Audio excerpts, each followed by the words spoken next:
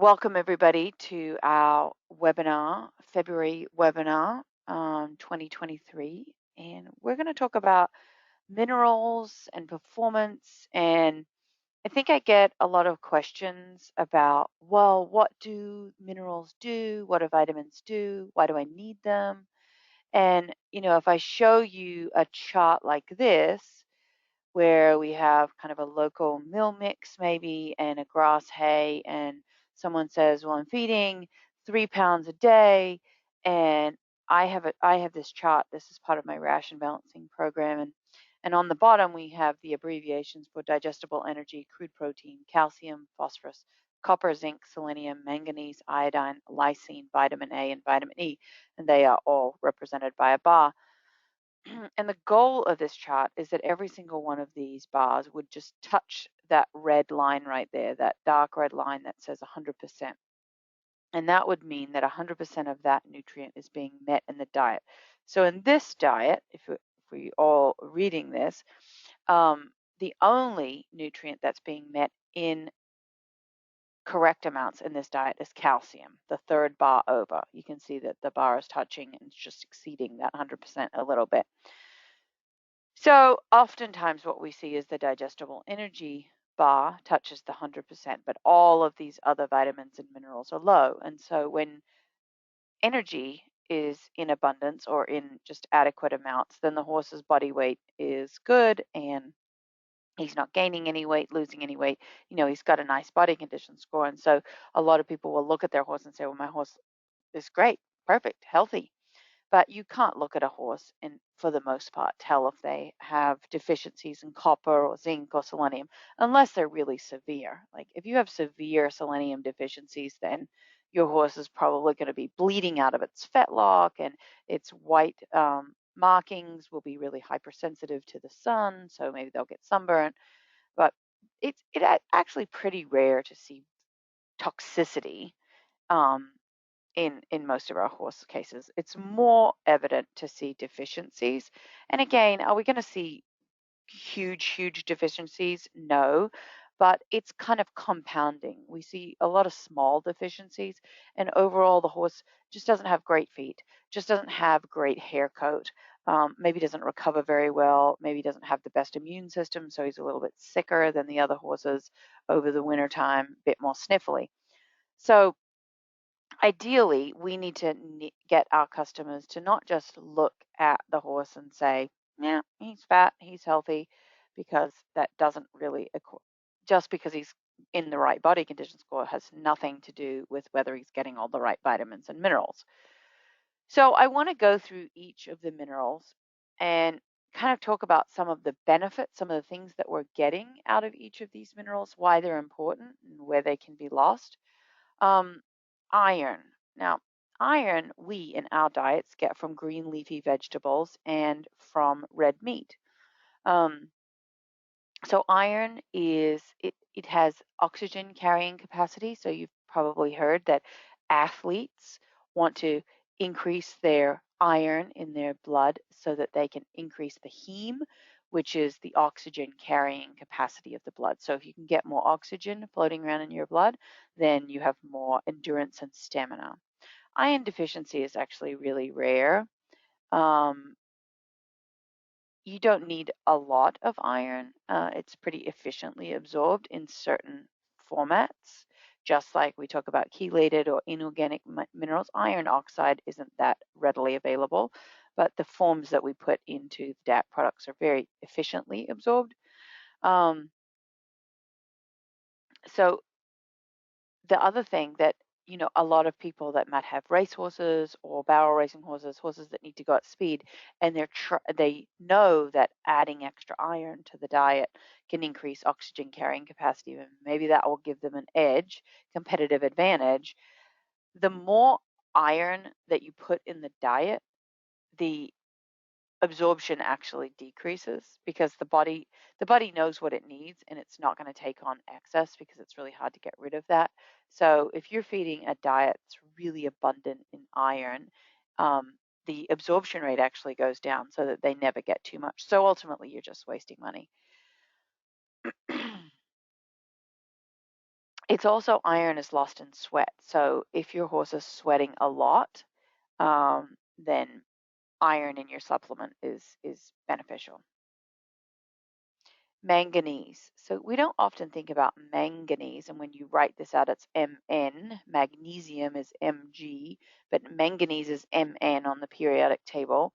We don't think about it a lot with bone, but this is really important for bone formation, for the formation of chondroitin sulfate. So we think about chondroitin and we think about joint supplements and adding it to the diet, but the body actually makes its own chondroitin. So you've heard me say that once you put a horse on something like Optimum Flex, you pretty much got to stay on it, and you can't just take it away, because what happens when you not synthetically, but you add external sources of chondroitin glucosamine, then the body stops making it itself.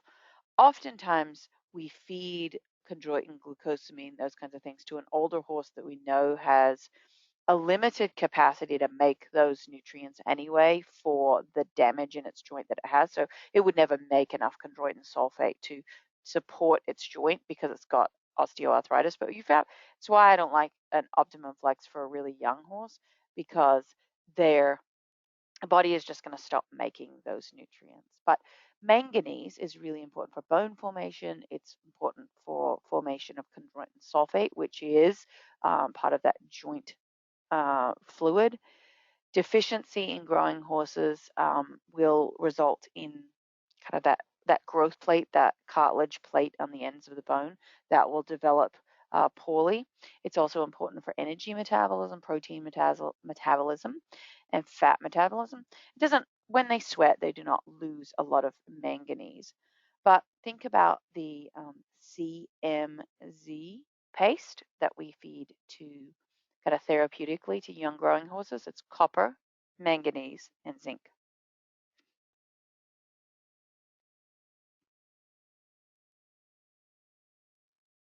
Selenium. I think we're all pretty familiar that selenium is super important for lots of different functions in the body, because it's an antioxidant. So if you think about, don't think about selenium per se, but you think about an antioxidant. Anti-oxidation. So what is oxidation? It's just really the breakdown, the cell death. So stress, exercise, that all causes oxidative stress, which is just the breakdown of those cells. And so an antioxidant is anything that stops that. It gets rid of those kind of negative substrates that are created by that oxidative stress. So put an apple on the counter and just leave it and let it, watch it rot. That's oxidative stress. That breakdown is that rotting of that apple. Now that's kind of just a visual cue for you to see, and obviously our horses aren't rotting from the inside out, but it's that same process that's occurring where we're having cell death and breakdown, and anytime we use an antioxidant, it slows down that and it gets rid of those byproducts that are created by that cell death or cell breakdown. So vitamin E, selenium, vitamin C are all powerful antioxidants. Important. So antioxidants, period, whether it be selenium, vitamin C, vitamin E, all really important for the immune function, thyroid function, and reproductive function. So you'll see in a product like the Breeder's Choice Plus, increased levels of selenium for reproductive function. Iodine. So iodine is one where this is one where it's like selenium, where the signs of deficiency and the signs of excess are the same. As I said, it's pretty rare for a horse to be in excess in selenium, but deficiencies in selenium is much more common. But iodine, actually, excess in iodine can happen more often than not when we have supplements that use seaweed, kelp meal, for example, because that's a natural ingredient that's harvested and from the ocean, and it can have very varying levels of iodine in it, and so that imbalance can be really common in supplements that contain seaweed meal or kelp meal, for example. Now that is completely different from our our marine derived calcium. It's not the same thing. We don't get that from kelp or seaweed. We get it from fossilized red algae. We get it from coral, really. But so iodine is really important in thyroid hormone synthesis, T3 and T4, in muscle development, nervous system, respiratory system, cardiovascular system. I always recommend that a horse have access to plain white iodized salt, and they will get adequate supplies of iodine from that plain white iodized salt. Um, Signs of an iodine imbalance. One of the worst cases that I have seen was working with some horses in Japan, and literally most beautiful pastures, but it was right on the beach. And so where all of literally there was the grass pasture, the fence, and then the sand and the ocean. And where that kelp was washing up, it was leaching into the soil, and so they have very high iodine levels in their soil, and those mares were aborting their foals in late-term pregnancy.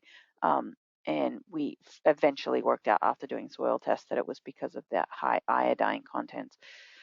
So it can be a deficit or a toxicity that's going to cause that reproductive problems of stillborn, weak foals, or actual abortion in those foals. Zinc. So zinc is really important. And again, so if we go back and we look at that chart that I showed you earlier, iodine is not listed on that. Not that iodine isn't an important nutrient, but iodine is pretty prevalent in the equine diet, so it's not listed on that graph. What's listed on the graph is the nutrients that are most commonly deficient in the diet that we really need to work towards making sure they're in adequate or abundant amounts. So zinc is really important for protein metabolism, carbohydrate metabolism, bone development, skin and hoof. Zinc deficiency also can interfere with glucose and insulin. So looking at those horses with metabolic issues. So when I have skin there, it's epithelial cells, skin cells. Also think about intestinal health. So we know that if you've heard me talk about leaky gut, or the lining of an intestine has those cells that between them have those velcros, and when those velcros break down, they're called tight junctions. They're really not called velcros, but when they break down, we have this leaky gut syndrome where we have all the material out of the digestive system floating into the bloodstream. We know from research in all species, including humans, that zinc, one of the primary roles of zinc in the intestine is to feed those intestinal cells and keep those tight junctions healthy. It's when you look at any kind of immune supplement, whether it be Emergency or any of those kind of immune supplements that you can take, it's high levels of vitamin C, which people focus on, but it's also very high levels of zinc, because we know that zinc is also absolutely critical for immune health, primarily via gut health. We know that 90% of disorders originate in the gut, and 75% of your immune system actually stems from the gut. So if we can keep those intestinal cells healthy, then we improve immune function, and we know that zinc is important for immune function, and it's by way of keeping the gut healthy. So you can also really extrapolate that and think, okay, if I'm trying to save money, what do I need to make sure that's in my diet so that my horses are healthy and they're absorbing all the nutrients they can? Make sure that they're never deficient in zinc. Why? Because if they're deficient in zinc and those intestinal cells are damaged, those intestinal cells then can't absorb all the nutrients that you're feeding them from the hay and the grain that you're feeding. And so you're just making a lot of manure that's full of those nutrients that should be in your horse.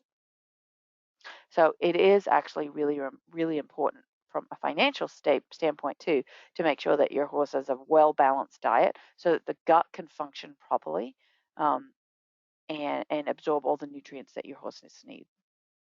Copper. Copper is really important in connective tissue. So you think about that tissue in tendons and ligaments. Copper, there's connective tissue that holds your skin layer to your flesh underneath. Some Frisians have a disorder where the skin kind of is really loose on the outside. It's a connective tissue issue. decrease, and they have a kind of and it's not really a deficiency in copper because you can feed them plenty of copper, but they can't utilize that copper, so the skin layer doesn't really connect to that tissue underneath. It's important in the metabolism of iron, energy production, and it's also important for pigmentation, that melanin, that dark pigmentation. So if you look at some coat supplements, they will contain copper because it supports that melanin production. So in any of your kind of dark coat supplements for black horses or dark brown horses, the copper would be an ingredient in there. Calcium.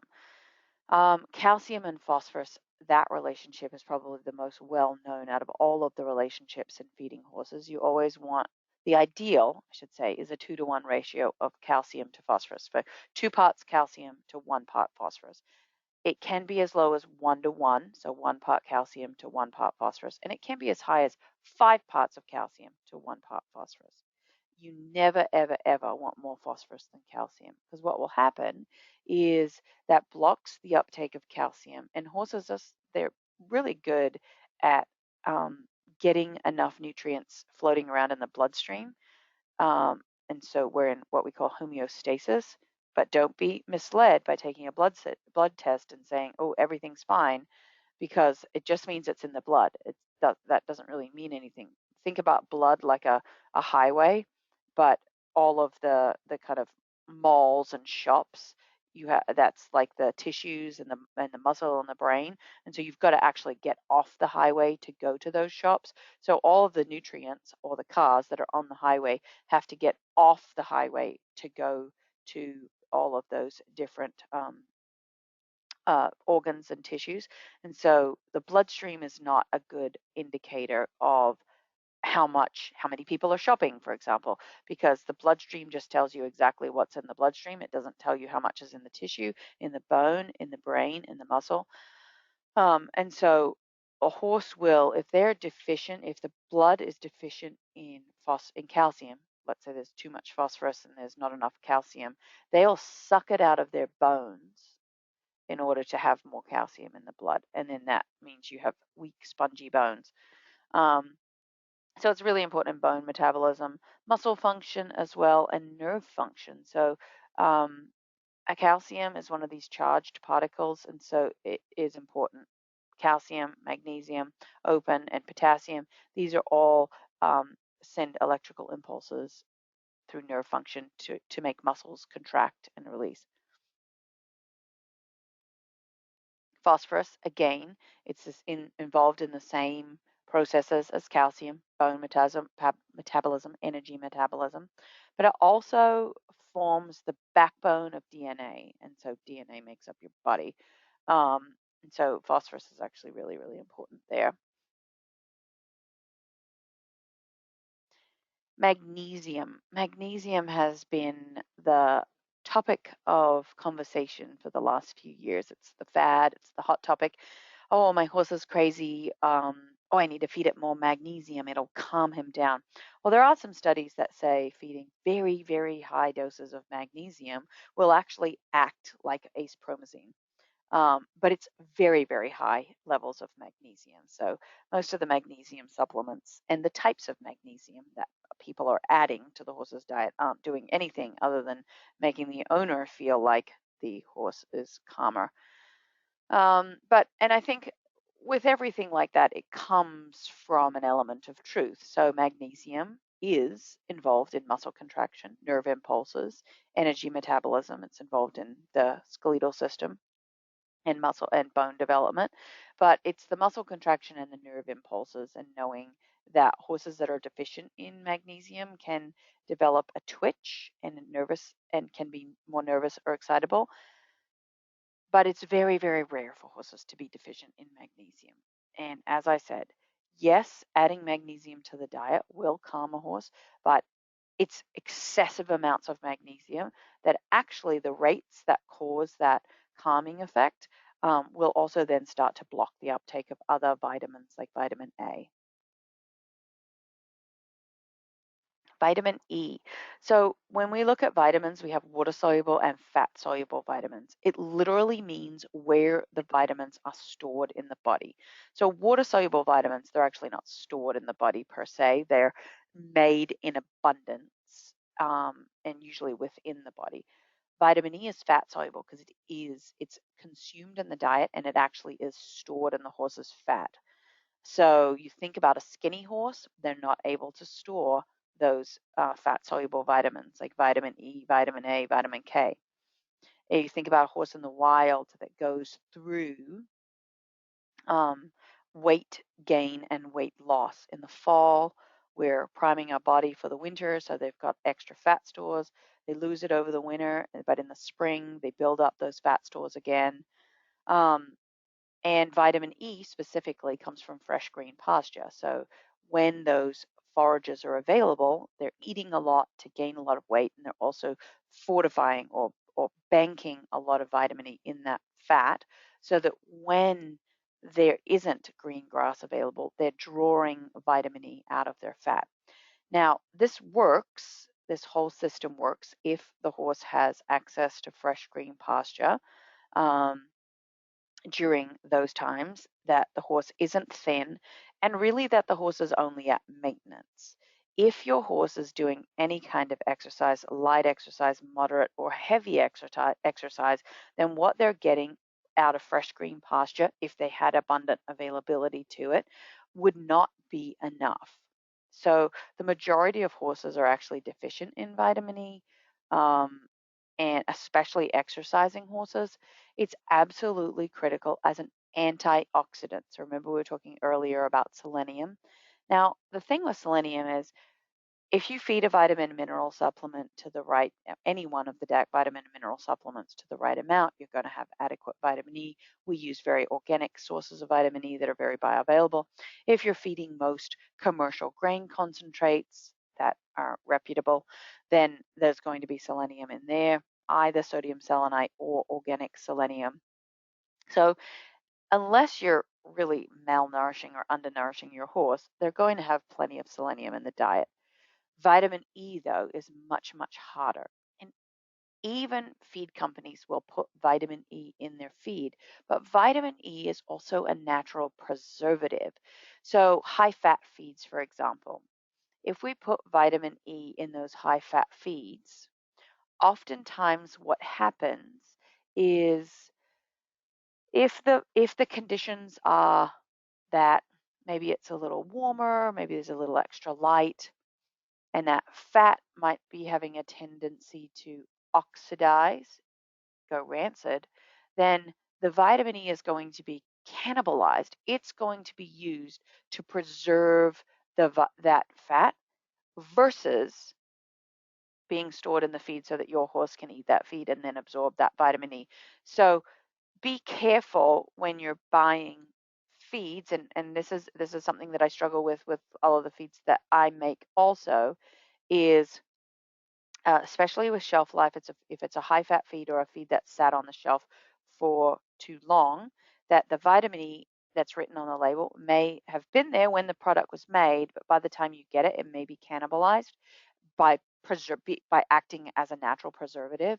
So utilizing an additional source of vitamin E like the E natural is ideal.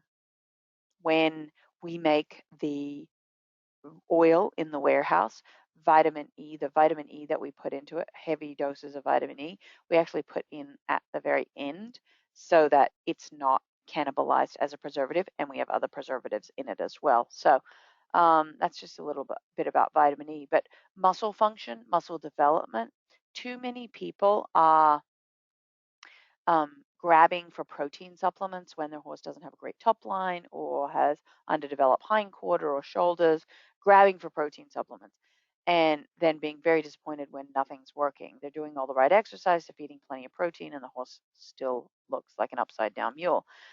And vitamin E, vitamin E, vitamin E. Vitamin E has been our savior when it comes to developing top line.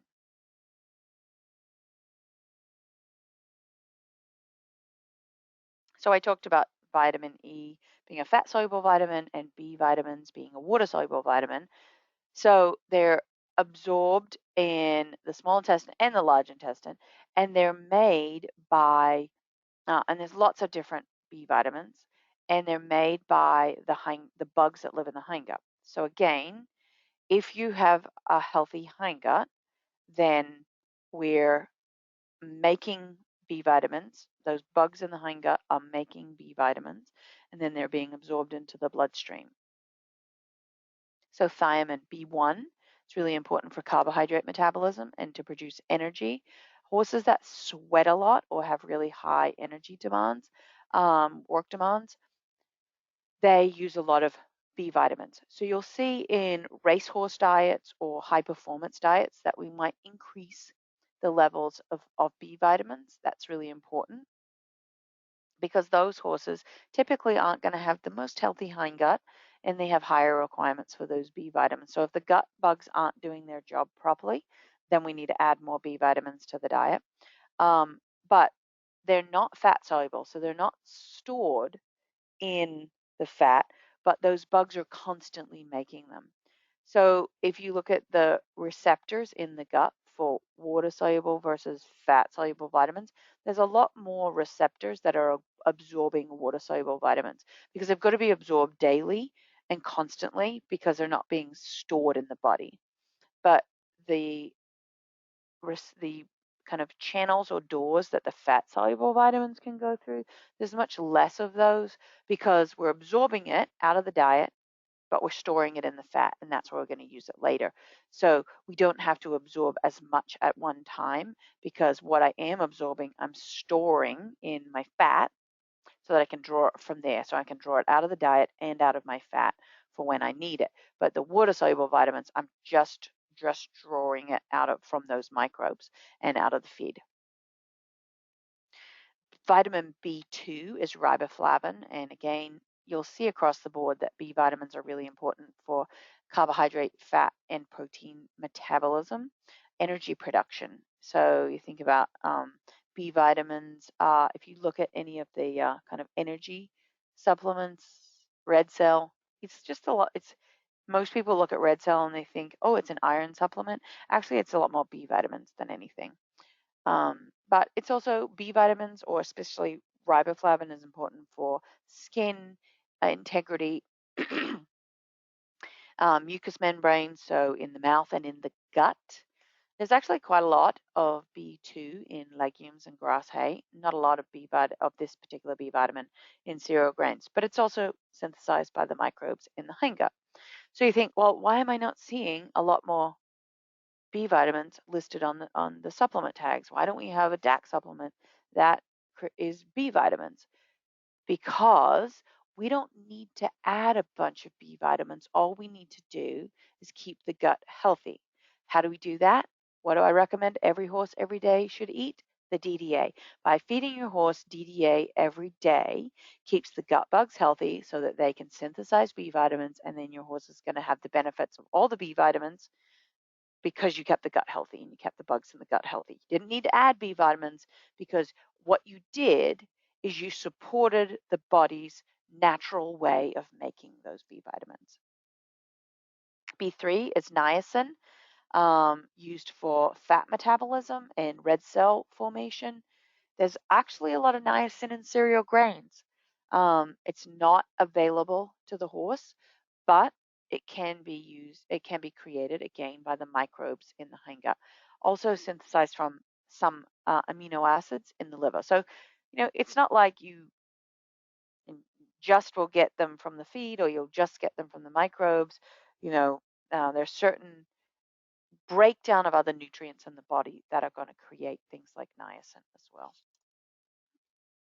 B5, pantothenic acid, again, important for energy production, but also in the synthesis of hormones, neurotransmitters, so those kind of chemicals that are secreted by the brain that communicate with the body, and also for hemoglobin, blood, so your oxygen carrying capacity. B5, vitamin B5 is important for that. Cereal grains are deficient in this vitamin. So if your horse is eating a really high grain diet and not a lot of forage in the diet, then we know that the bugs in the hindgut will not be working and they're not getting it from the cereal grains. So B5 is usually something added to those, say, racehorse diets. B6, pyridoxine, works together with niacin for energy production and amino acid production. So amino acids, that's protein, and then red cell blood formation as well, because that's going to help you carry blood oxygen around your blood. But again, do we need to add specifically a lot of B6 to the diet? No, keep the gut healthy and we'll keep those gut bugs functioning. And we also use this for nerve function. So you may have seen B vitamins for calming as well as for kind of energy production. And they do both because they help normal nerve function and they also help with energy production. It doesn't mean that they're going to give your horse extra kind of speed per se, but they will help with the breakdown of feedstuffs into energy. Oops, I missed one.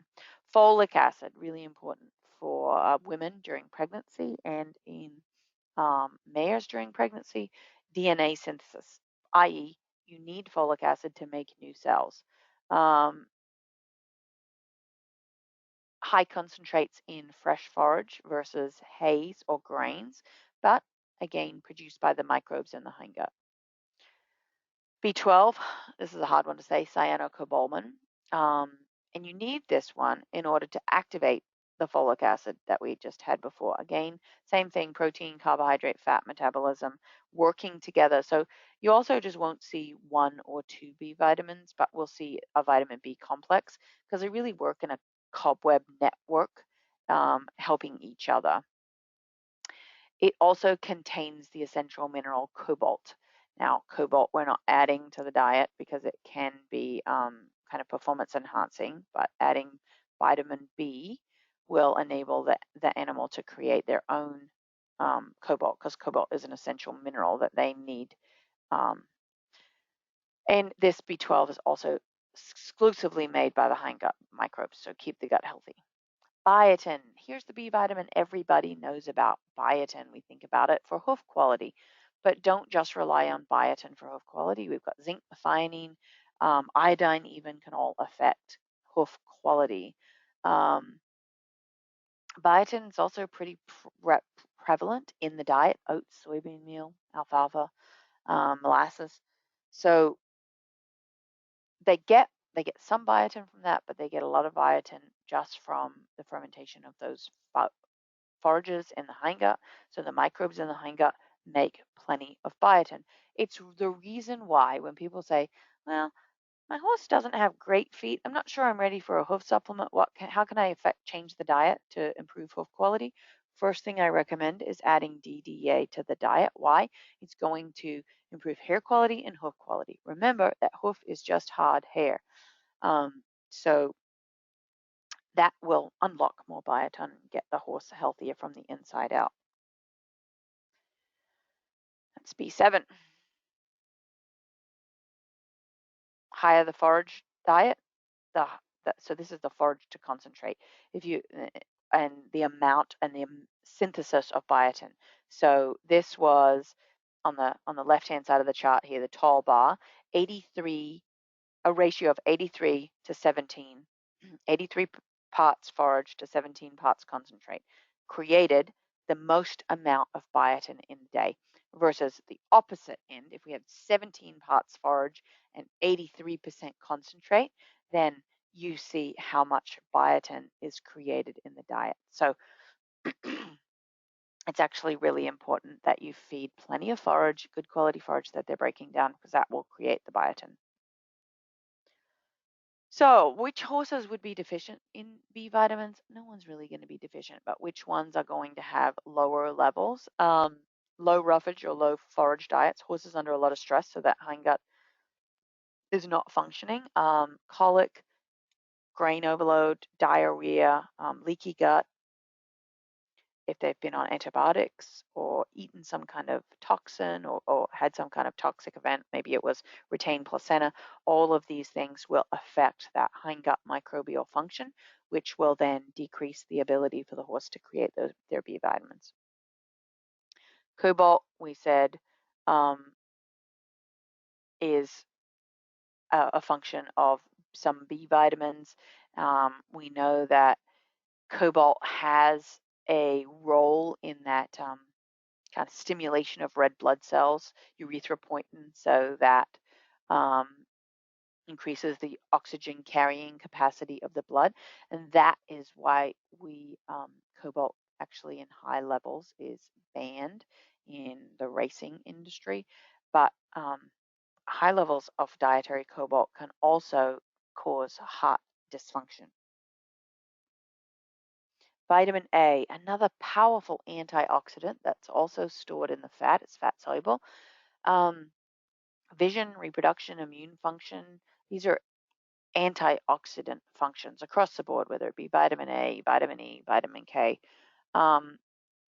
Vitamin A can actually also be synthesized by the bacteria in the intestine from grazing fresh green grass, right?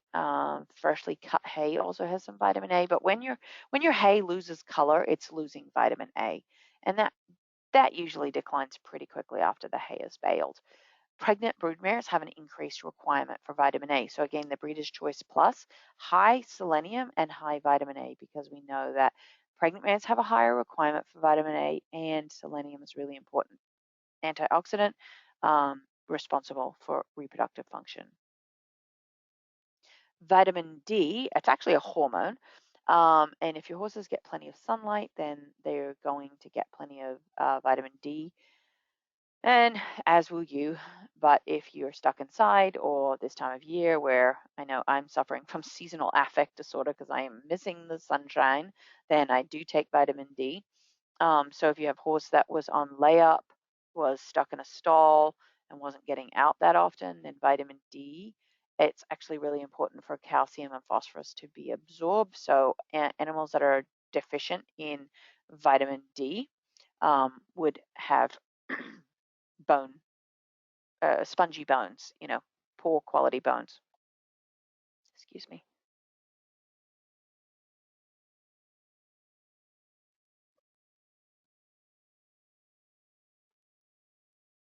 Vitamin K is important for blood clotting, bone metabolism. Again, it's a fat-soluble vitamin. Things that interfere with vitamin K absorption is gastric ulcers, mycotoxins. So if you have mold spores in mold in your hay or in your corn, and it is creating mycotoxins that your animals are absorbing, then that will decrease the ability of the horse to absorb vitamin K, and that is also going to then cause lack of blood clotting and bleeding. Vitamin K deficiency is actually very, very rare in horses. Potassium, it's an electrolyte, so it's a salt, electrolyte salt that is in several ingredients that we make, but also in alfalfa, grass, oats. It's important for nerve function, muscle function, and in an electrolyte supplement, it's really, really important. But if you have a horse that suffers from HYPP, hyperkalemic periodic paralysis, they can't have high amounts of potassium in their diet. They can't have, we want the total diet to be less than 1.1% potassium because it causes them to have seizures and their muscles to twitch. So when people look at the supplements and they're asking me how much potassium, something like the Total Performance or the Total Performance Plus have 0.98% potassium. So, and you're feeding 1 to maybe 3 ounces a day versus alfalfa, for example, has 2.3% potassium, and you might be feeding 20 to 30 pounds of alfalfa. So just when you're looking at the diet for potassium or sugars and starches, whatever it may be, make sure you're looking at the total diet and you're not getting hung up on individual ingredients that are actually quite small. Labels. So another question I get is, why are certain ingredients not listed or nutrients not listed on the tags? So AAFCO, the American Association of Feed Control Officers, they're the ones that dictate or guide us on what we're supposed to write on the tags. So in equine feed, we don't sell feed, we sell mineral and we sell supplements, right? So in a feed, like a Purina and Nutrina, this is what must be written on the tag: a minimum guarantee for crude protein, crude fat, a maximum for fiber, a min and max for calcium, a minimum for phosphorus, a minimum for copper, a minimum for selenium, a minimum for zinc, and a minimum for vitamin A. That's all that actually needs to be on those labels. Now you might see something like Triple Crown has a bunch more stuff on the tag. None of that needs to be there by law, but these particular things need to be on there by law to make a legally binding label. When it comes to a mineral supplement, crude protein, and really when you think about it, it's what things are pertinent to that product. So crude protein and crude fat on a mineral supplement or crude fiber, they're not pertinent to that product. A vitamin and mineral supplement is not giving you crude protein, crude fat, or crude fiber, right? So we need a min and max for calcium, a minimum for phosphorus, a min and max for salt. We're looking sometimes for sodium, but copper, selenium, zinc, and vitamin A. Again, these are all that are needed on a tag. Something like the E and SE, it's a mineral, vitamin and mineral supplement, but it doesn't list vitamin A or zinc or sodium because they're just not in that product. So it also comes down to what is the purpose of the product, and anything that is the purpose needs to also be listed on the tag. Oops. So I showed you the graph at the very beginning showing where a lot of the bars were deficient. And this is what it should like this. This is a nice balanced diet. And I did this for a seminar a couple of weeks ago that I was doing with one of the reps. And so moderate exercise, we've got a 1,000-pound horse eating 20 pounds of grass hay. And these values here were some prices that I had put in. So obviously prices change, and your grass hay might be way more expensive or it may be way less expensive. And obviously the oats and the orange change prices. So don't hold me to the fire on these prices here. But how I like to evaluate a diet is I like to, okay, I bought, however many tons of hay, and I break it down to what my price was per pound, and then how much am I feeding per day. And in my example here, I'm feeding 20 pounds, and it worked out to be $4.40. And my orange, that when I worked this out based on the price, 2 ounces worked out to be about 48 cents.